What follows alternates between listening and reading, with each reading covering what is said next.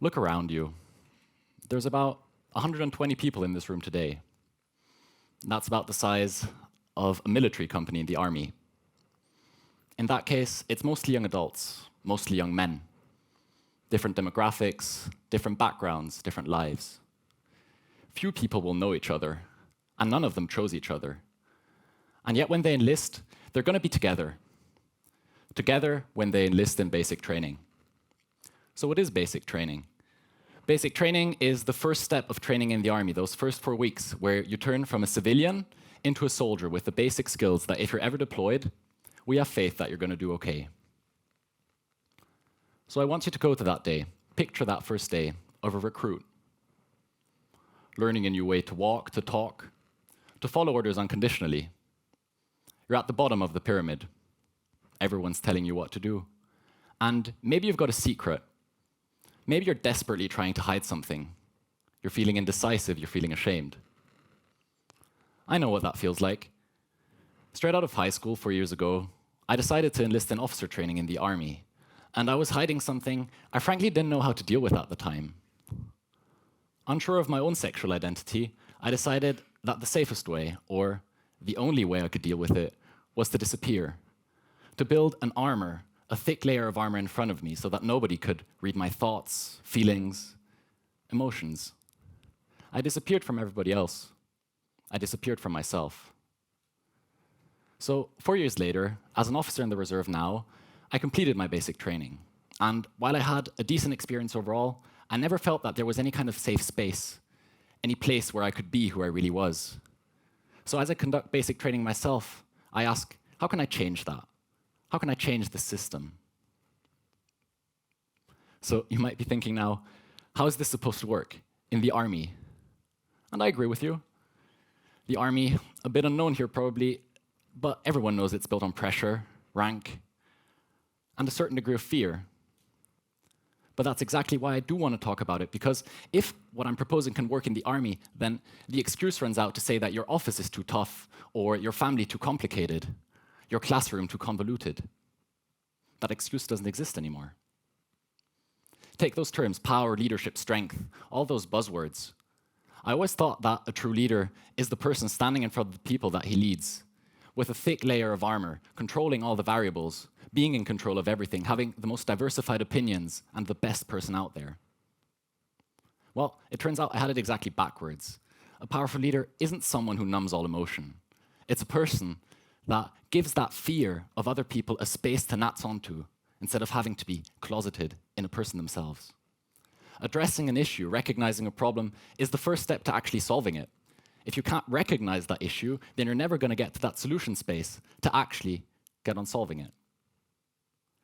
And eventually, you do crack under that pressure, or you're simply never able to perform at your best. I certainly never was. During my basic training, I spent at least half of my energy on concealment. It was tough. There is a condition, a room, coined by researchers like Amy Edmondson at Harvard called psychological safety. That room, that area, where people feel that they can mention their opinions, they can voice their thoughts without any fear of repercussion, humiliation, embarrassment. To be able to ask a question in a meeting without knowing the answer, falling backwards and trusting that everything is going to be okay. That's not softness. Teams with those kinds of capabilities is exactly the reason why those teams are going to make fewer fatal errors. Think about that. And picture the first day in the army again. Imagine you're that recruit. First day of training, maybe hiding a secret. Desperately hiding that secret. That fear doesn't make you a worse recruit, but hiding it does. Because a person spending half their energy on concealment is only half a person left to train. Now, as a leader, I can't change that people are afraid on day one. What I can change is whether that fear has some place to go. So what I'll do at the beginning of training is, after medical checkups, grabbing out gear, moving into those barracks, I'll gather everybody, and we'll set the playing field together. We'll talk about it. I'll tell them to look around. Everybody here is nervous, scared, afraid, maybe all three.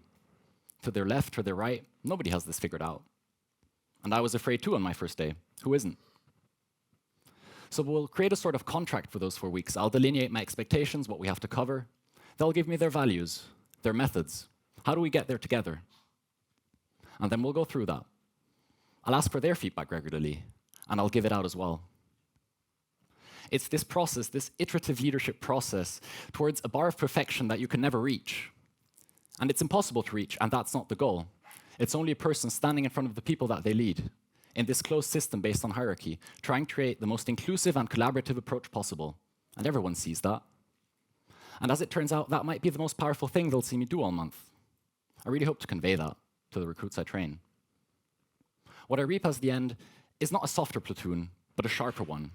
A more cohesive and trusting unit, a unit that identifies problems early and names them.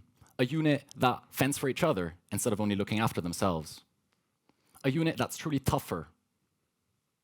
Tougher. And finally, that word means the right thing. I always thought that power, leadership, is built on a leader whose values stand out taller than everybody else, whose opinions are more diversified, whose methods are more grounded, and it's not that. A leader is a person who builds that room for the people they lead, that area of psychological safety. And in that room that is built, the leader isn't the hero in it. The leader is the person that creates the room so that everybody in it can lead themselves. Now, I won't be able to peer into most of the rooms in your life. I'll never see your own classroom. I'll never see your workplace. I'll never see your dining room table. And yet I encourage you, build those rooms. Build those rooms on purpose. Because whether you're already doing so or not, you are creating the conditions, creating that contract for people to be able to say the uncomfortable and hard and scary thing that's desperately driving them out of their minds. And eventually they might crack under all that pressure. And then you'll have a falling out. Or those people are never able to perform at their best. Think about it. Build those rooms on purpose.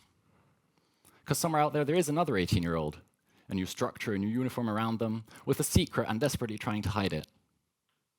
And they think that their only chance is to disappear, to hide under that thick layer of armor. And the only thing that's going to prevent them to disappear and finally show themselves is whether another person is there to build them a room where they didn't have to. Thank you.